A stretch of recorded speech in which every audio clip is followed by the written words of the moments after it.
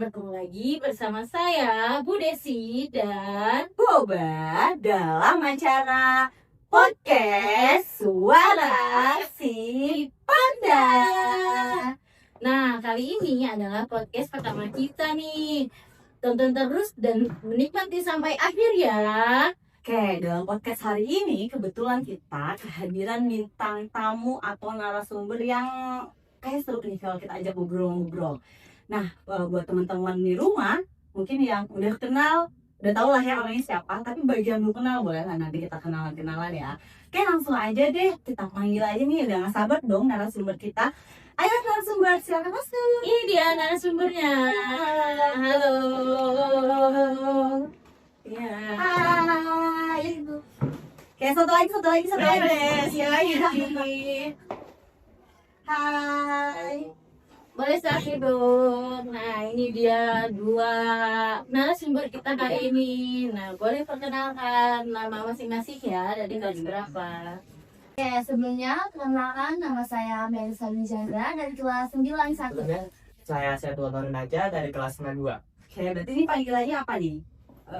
Dari yang Melisa, panggilannya Melisa. Betul. Oke, Melisa. Kalau Aku Bahru. oke, dia Bahru dan Melisa ya. Bahru dan Melisa ini siswa SMP 2 Panongan berarti. Iya. Oke, SMP 2 Panongan yang biasa kita kenal disingkatnya si Panda ya.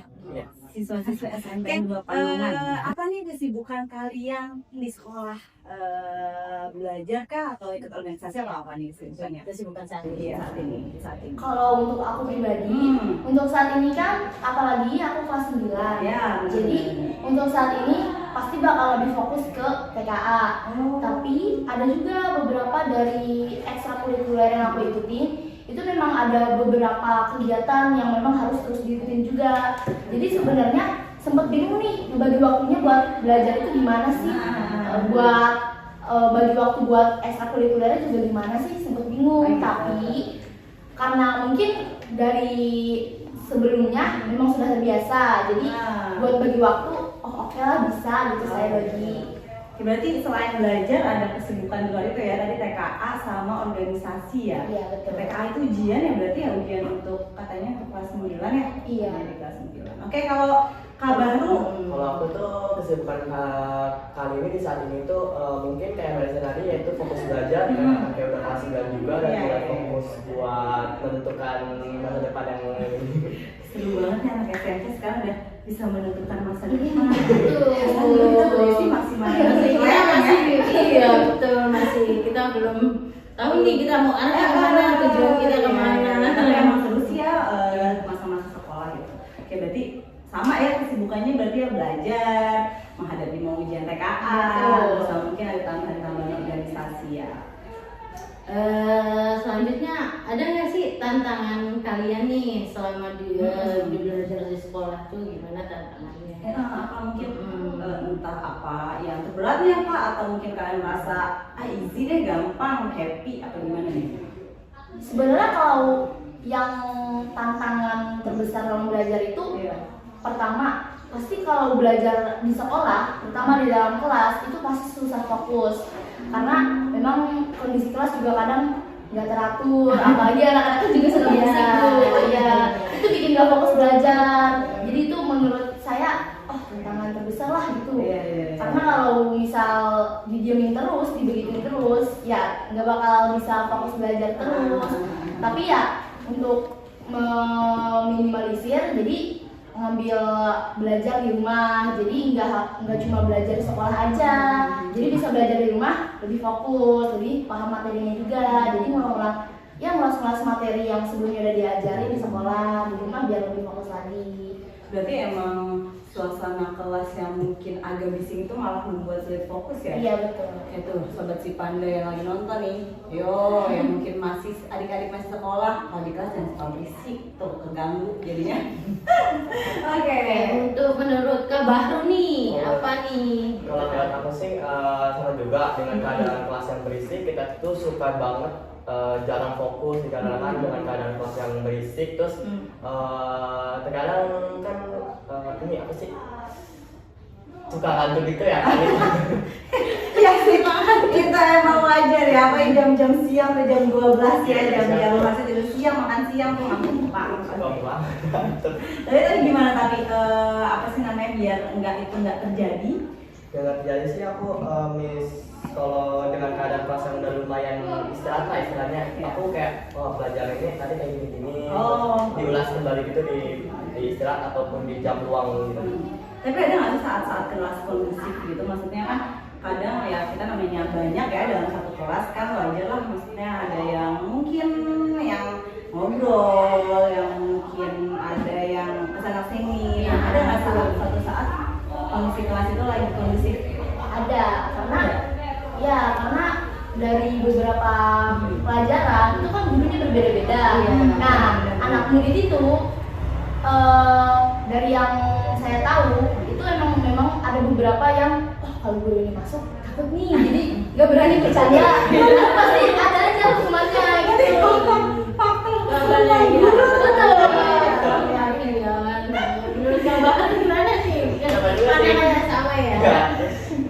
Kalau terkadang dua kan ada juga yang kadang-kadang lumayan inilah suka susah banget diatur, kalau guru jaga kayak gitu juga keluar terus akhirnya yang dicatat ya masuk lagi aja. Iya, terkadang gurunya udah marah-marah tapi muridnya kan juga udah masih begitu. Ya. Tapi emang kayaknya sistem kita catat deh nanti laporin ke guru tuh kayaknya agak ampuh ya. Iya, betul. Biar tanya kondusif.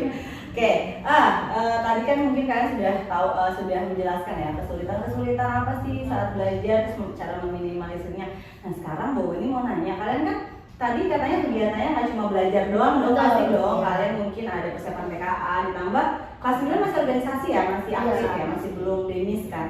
Oke, nah itu tuh gimana sih cara kalian membagi waktu nih antara si organisasi ini dengan belajar? Karena kan biasanya organisasi ini akan dilaksanakan itu kegiatan-kegiatan entah saat mungkin setelah pulang sekolah atau mungkin saat weekend di hari Sabtu. Nah, gimana nih cara kalian bisa membagi waktunya biar sama-sama jalannya barengan, organisasi kalian bertanggung jawab jalan, terus sekolah juga nilainya juga oke nih gitu. Gimana tuh? Mungkin dari Terkadang kan ada yang suka dia fokus sama organisasi aja sehingga pembelajarannya juga dia malah mulai terganggu. iya benar. Atau mungkin ada yang berpikirnya Bu Desi ya, Iya. nggak usah organisasi deh gitu. Iya, Soalnya betul. saya pengen nilai saya aja yang bagus. Nah, menurut pendapat kalian sendiri gimana mungkin? Siapa yang menjelasin nih? Kalau aku ini apa sih? Tambahan. Kan awalnya memang susah ya buat ngebagi waktu antara organisasi sama buat belajar. Nah terus aku ikutin alur aja nih, tapi ada di pertengahan jalan aku mogok gitu. Ini gara-gara Bisa ngomong gitu ya. nggak konsisten. Manusiawi. Nah mogok terus habis itu aku berpikir gimana caranya gimana biar seimbang. Terus dengan cara itu aku prioritasin mana yang lebih penting dulu. Jadi misal ada penting di belajar ya udah aku terusin yang di belajar. Misal kalau yang lebih penting di organisasi ya udah ke organisasi. Tapi kalau misalnya lebih penting kedua-duanya, aku lebih kayak di organisasi misal ada waktu luang nih. Jadi aku bisa kayak masuk kelas dulu sebentar terus habis itu gabung lagi gitu. Oh gitu berarti. Lihat skala prioritas. Iya. Iya sih benar emang. Kita harus menentukan ya skala prioritas kita ya. Dari Melisi gimana? Kalau untuk aku kan memang orangnya suka ini ya, berbaur. Jadi kalau untuk organisasi juga memang aku ikutnya cukup banyak. Jadi kadang juga suka bimbang nih kayak aduh, pelajaran suka terganggu. Terus suka kebalikannya, kadang juga organisasi yang terganggu gitu. Cuma karena sekarang melihat kondisi aku yang kelas 9 mau menghadapi PKA dan kelas 9 juga kan memang untuk ekstrakurikuler ataupun kegiatan-kegiatan itu lebih di minimalisasi, jadi nggak terlalu banyak lah karena memang dari pengalaman aku sendiri kayak lomba-lomba atau apapun itu pasti diserahinnya ke adik kelas, bukan tanggung jawab kita kelas 9 lagi karena kelas 9 harus fokus ke TKA sekarang gitu. Jadi oke lah menurut aku kalau sekarang ekstrakurikuler itu ya cukup ikut gitu, jadi nggak yang sampai kita tuh ada bertanggung jawab buat lomba ataupun kegiatan apapun itu.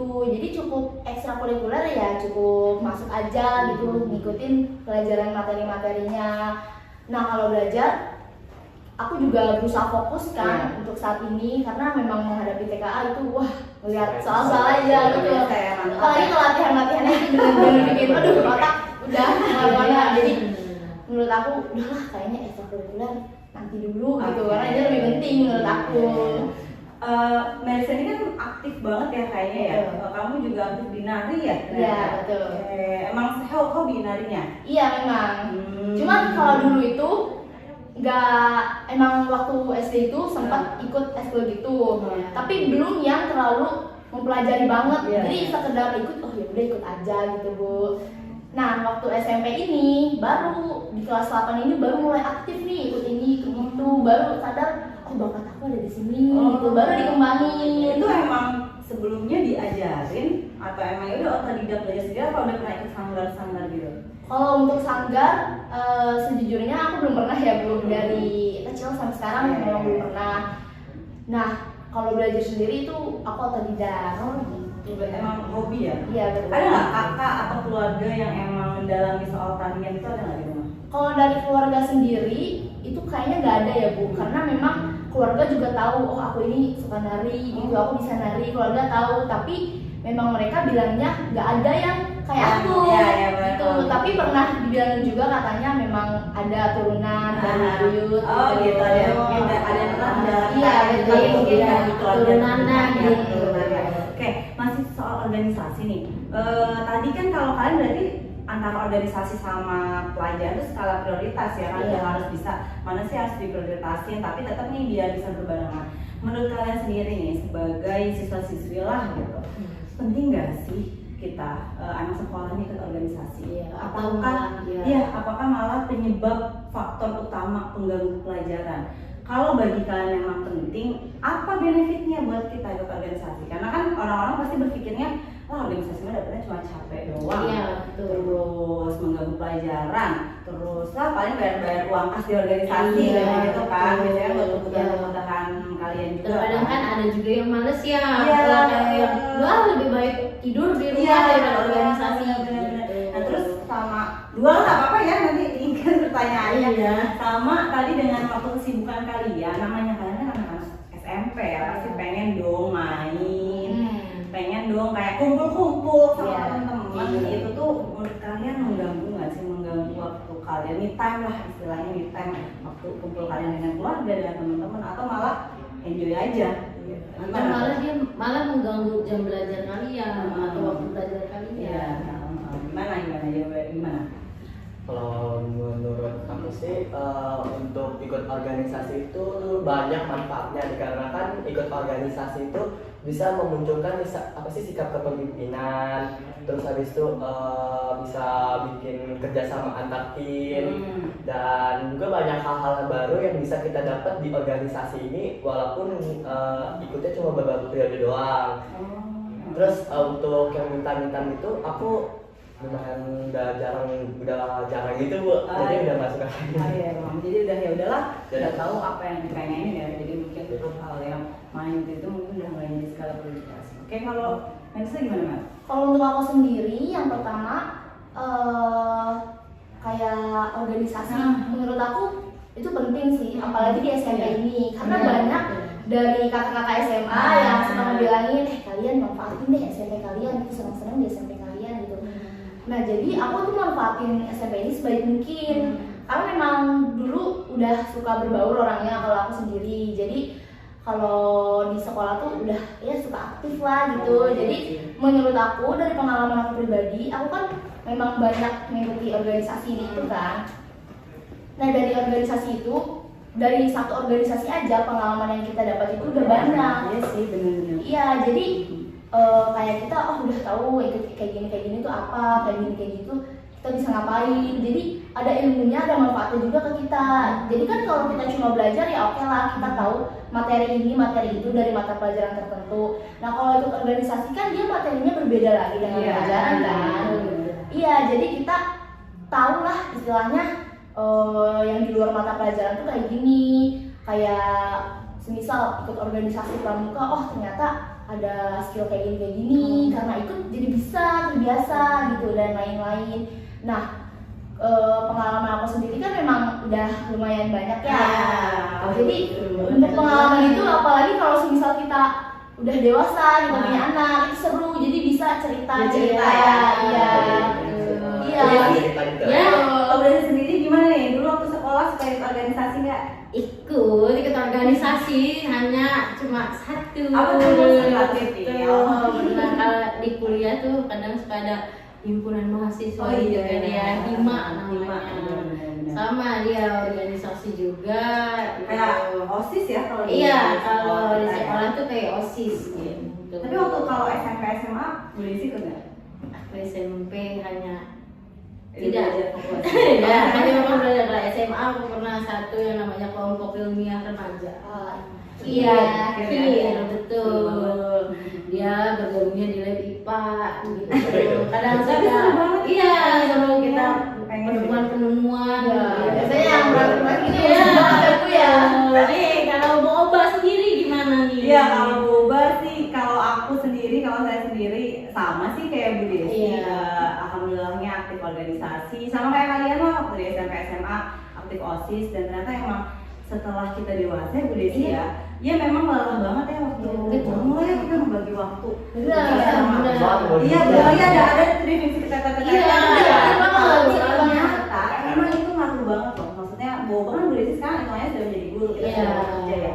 Kita Itu sudah jadi melewati masa itu ya. kan ada beberapa pelajaran yang kita tidak belajar di sekolah ya, tapi Iya. kita jadi belajar di organisasi, sesimpel bikin proposal. Iya, betul. Iya. Diajarin ya. Iya, betul. Maksudnya nggak semua pelajaran bahasa Indonesia ngajarin ya Bu Desi ya. Iya, Jadi betul. dari yang si organisasi itu atau kayak cara kita presentasi. Iya, kita cara berbicara depan umum itu tuh Iya, dilatih gitu.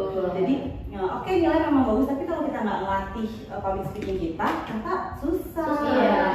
Dan emang si organisasi ini wadah banget sih boba akuin gitu. Jadi emang bener kata Melisa, mungkin kakak-kakak yang mengajukan Iya. boba tuh kayaknya sampai sekarang kalau ketemu mungkin adik kelas atau mungkin murid, boba sangat menganjurkan sih. Iya.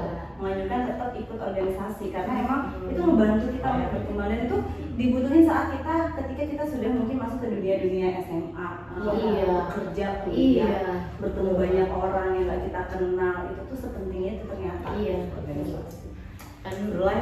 Oke, next pertanyaan selanjutnya adalah kalian sudah ada bayangan belum nih? Oke. SMP mau kemana? Karena kalian kan udah sama-sama kelas 9 ya. Iya. Gitu. Ada tujuan mau kemana nggak nih setelah ini?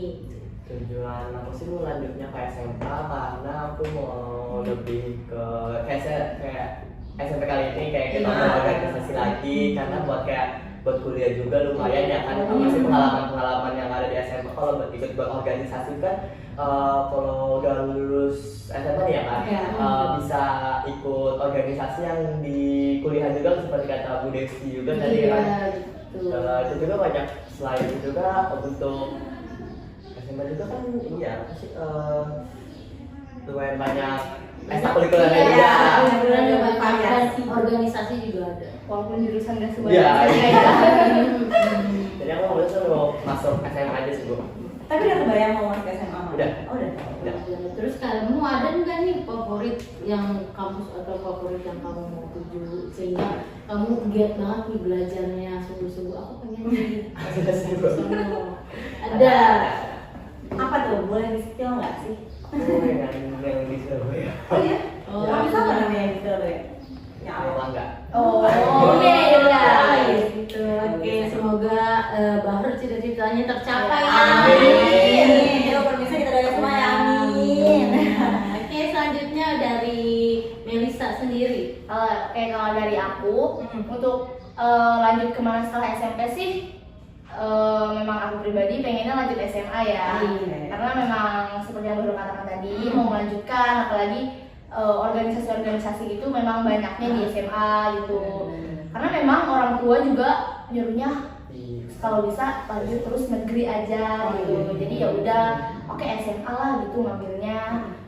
Dan kalau di SMA itu juga walaupun kayak yang tadi aku bilang, walaupun memang jurusannya nggak banyak, Iya. tapi dia memang di SMA mementingkan materi pelajarannya kan daripada teorinya ya. Iya betul, teorinya lebih banyak. Jadi yang oke di SMP aku cuma paham ini, di SMA jadi tahu lagi. Iya. Nah, kalau SMA juga lebih gampang masuk kuliahnya gitu.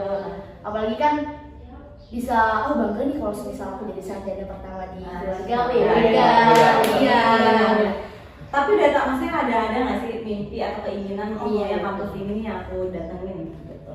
Kayaknya ada sih. Cuma aku kadang bimbang gitu kayak Lanjut ini bagus gitu. Aku pengen, tapi di sini juga ada gitu pengen. Iya. Ada apa kampusnya? Oke, kalau aku sendiri kadang itu pengen di Universitas Pajajaran. Ya, Bandung ya. Betul. Bandung nanti ya. Ya, betul.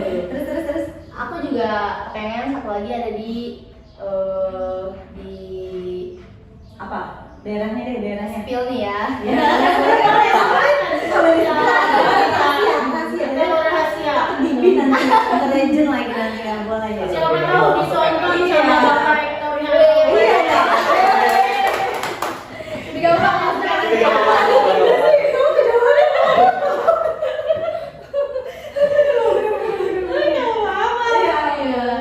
Yang kedua, aku juga kepengen ya kadang mikir oke lah UGM atau UI gitu. Itu top sih. Iya. Oke. Tapi udah kebayang belum sih jurusan atau mungkin yang nyambung ke cita-cita kalian kan mau ambil apa sih saat Kalau ini? aku ya, memang aku ngerasa bakal aku ada di sini. Jadi kalau memang semisal masuk kuliah, kemungkinan bakal ambil ilmu komunikasi atau enggak hubungan internasional. Itu yang bakal aku pengen di sini. Aku ngeliat bakat aku juga ada di sini, tinggal dikembangin lagi aja. Emang kan katanya wanita berbicara 20.000 kata. Oh iya betul. Ya sih kata penelitian. Jadi emang pas tuh kalau ngomongnya sama hubungan internasional. Nanti ngobrol-ngobrol, banyak ketemu orang. Iya. Kalau baru Aku udah ada apa sih yang aku mau kalau untuk jurusan yang untuk perkuliahan itu lihat maunya farmasi kalau enggak kedokteran. Memang kayaknya udah bakatnya beneran. Iya, sama-sama melanjutkan bakat. ya, berarti seneng ya belajar kalau IPA gitu. Ya kalau IPA, apalagi banyak biologi. Sebenarnya kalau menurut kita ada dokter, jadi kan nggak bingung. Iya, jadi kayak itu murid kita. Iya. Kalau bangga. kalau ada mungkin apa yang kita bingungin obat atau sakit kita bisa konsultasi. Iya. Jadi semoga sehat terus ya. Sehat kita terus, ya. ya. Tapi nanti di SMA akan lanjut ini nggak apa namanya? Ini kan sekarang kalian OSIS-nya sih semuanya OSIS. Bisa? Aku enggak. Pramuka ya? Ya. Lanjut organisasi yang sama ke SMA apa akan beda? Aku mau lebih fokus ke ekstrakurikuler aja sih. Tapi kalau ada misal osisnya di situ bagus, Iya. jadi aku join aja. Kalau aku sebenarnya sempat mikir nih kayak aku di SMP nggak OSIS. Sempat kepikiran aku di SMA pengen OSIS deh. Iya. Tapi mikirin lagi, aku kan memang udah terbiasa nih ekstrakurikuler dari Iya. SMA ini. Jadi kayak oke lah ke SMA, jadi lebih digiatin lagi di ekstrakurikuler. Kalau semisal aku ikut OSIS juga, waduh berat nih. Aku harus prioritasin yang mana. Jadi kayaknya oke lah, aku kayaknya nggak mundur dulu dari OSIS ini, bakal lebih ke ekstrakurikuler lagi. Atau kamu mau mencoba ekstrakurikuler yang baru? Iya betul. Nanti memang niatnya Mm-mm. yang belum diikutin di SMP ini, di SMA nanti bakal diikutin. Pengen coba biar dapat pengalaman baru lah. Gitu. Iya. Aku juga baru tuh ya kan ekstrakurikuler itu biasanya yang banyak banget. Iya benar. Jadi emang bervariasi ya berisi ya. Iya, oke. Oke.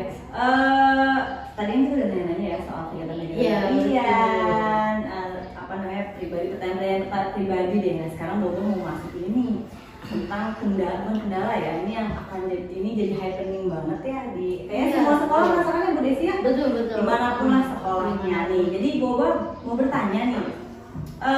Kita semua kan banyak ya siswanya ya. Semua sekolah semuanya banyak dengan berbagai sifat, karakter, tata bahasa, tingkah laku. Nah, menurut kalian sendiri sebagai siswa, pandangan siswa, POV siswa itu, menurut kalian apakah tingkah laku itu berbanding lurus dengan prestasi? Maksudnya, kalau misalnya tingkah lakunya baik, dia pasti prestasinya juga bagus. Atau kalau misalnya tingkah lakunya buruk, prestasinya buruk. Atau malah kebalikan kayak, enggak kok ada hubungannya antara tingkah laku sama prestasi. ada yang mungkin mohon maaf tingkah lakunya kurang baik, banyak melanggar aturan sekolah, tapi tetap pinter gitu. Nah, itu gimana sih pandangan kalian sebagai siswa? Kalau opini aku ya, Ya. dari sudut pandang aku sendiri, terutama dari siswa-siswi SNM 2 Palangan ini, banyak dari mereka yang ya memang sifatnya banyak nggak ketertiban ya. Jadi kayak, tapi juga ada yang kita tahu terkenalnya dia bandel, dia suka buat onar, tapi ternyata di ekstrakurikuler atau prestasinya dia bagus. Contohnya aku punya teman sendiri yang memang kadang kalau belajar ataupun di akademik dia turun banget ya, tapi dia bagus banget tuh di olahraganya. Jadi menurut aku ya nggak harus kayak dia sifatnya baik bakal akademiknya ataupun prestasinya baik. Mungkin dia tuh kayak fokus ke ini aja kali ya, olahraga gitu. Berarti Iya. lebih ke bakat ya, Iya. bakatnya. Jadi mungkin Ya karena memang aku juga percaya kayak setiap anak itu bakatnya kan beda-beda, punya kekurangan masing-masing, kelebihan masing-masing juga. Jadi ya kita nggak bisa memaksakan dia, oh dia harus bisa di akademik, dia harus pintar di sini, nggak bisa. Karena kalau misal bakat dia di yang lain, masa kita harus maksa dia gitu gitu.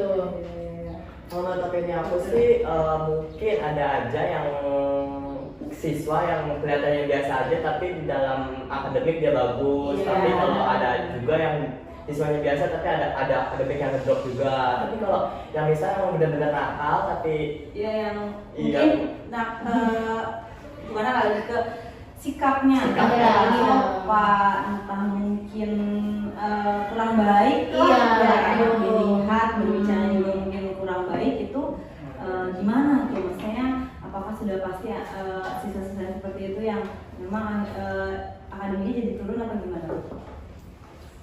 Kalau dari sifatnya ya, kan biasanya sifat itu kan kebiasaan ya Bu ya. Iya, benar. Iya, dari kebiasaan ya. Benar. Nah, kalau semisal dia ikut ekstrakurikuler, pasti kebiasaan itu dibawa dan itu pasti bakal berdampak buruk ke orang lain juga kan. Jadi yang menurut saya dia bisa aja, dia bisa bagus di sini, tapi semisal ada orang yang nggak nyaman, dia tuh begini-begini, bakal kena dampaknya juga dia sendiri juga gitu. Jadi dia nggak bakal berkembang di situ karena sifatnya dia, kebiasaannya dia. Jadi sebenarnya walaupun mungkin dia pinter, oke, bisa akademik sama organisasinya, tapi kalau mungkin sifatnya mohon maaf kurang baik, kurang Iya, sopan juga akhirnya tidak membuat nyaman lingkungan ya. Iya, karena buat apa pinter gitu Iya, ya? iya, Kayaknya kurang. iya. Kadang kan ada yang seperti itu ya. Iya. Kadang merasa dirinya pintar Iya, dan benar. akhirnya dia rasa mungkin sombong. Tinggi Benar, banget. iya benar. Di hati. Kalau dari Baru sendiri ada nggak pendapat atau sama nih kayak Melisa nih? Dari sikap ya, kan sikap itu kan kata Melisa juga kebiasaan. Iya. Kebiasaan itu Iya, bisa betul. menular juga kan yang Iya untuk sih. ke orang lain juga. Jadi bisa saja mungkin mungkin orang yang udah biasa-biasa aja nih, yang terlihat pendiam, Iya. yang gitu, terus dideketin sama yang Rame. ya kayak gitu, akhirnya ke bawah arus, akhirnya Memang Ini pergaulannya ya. Jadi. tergantung pergaulan juga sih. Bu. Benar, iya sih. Oke, nih pertanyaan terakhir nih. Iya, Berarti kita udah nggak kerasa ya, kita Iya, udah nggak masuk kerasa. sudah. Jadi dari Podcast penghujung acara banget kali nih. ini. Nah, oke, pertanyaan terakhir nih. Menurut kalian penting nggak sih berperilaku baik di sekolah? Gitu. Kayak mungkin sesimpel gini ya, maksudnya sekolah itu kan punya aturan ya, kayak simpel rambut harus rapi, Iya. bed harus lengkap, pakai baju harus masuk. Banyak juga kan anak-anak yang berpendapat, loh nggak ada loh hubungan belajar sama rambut rapi. Emang ketika rambutnya berantakan, belajarnya terganggu, nggak juga, ya kan ada yang Iya, kadang kan rambut gondrong ya, gitu kan. Ya. atau baju keluar juga nggak ada hubungannya sama belajar, kalau Iya. paham aja, nggak paham aja yang pendapat kalian. Oke, dari opini aku sendiri, itu kan lebih ke kesadaran orangnya masing-masing ya. Iya. Setiap siswa kan pasti dia memiliki kewajiban dan hak kan Bu. Nah, salah satunya kewajiban itu yang mematuhi peraturan sekolah.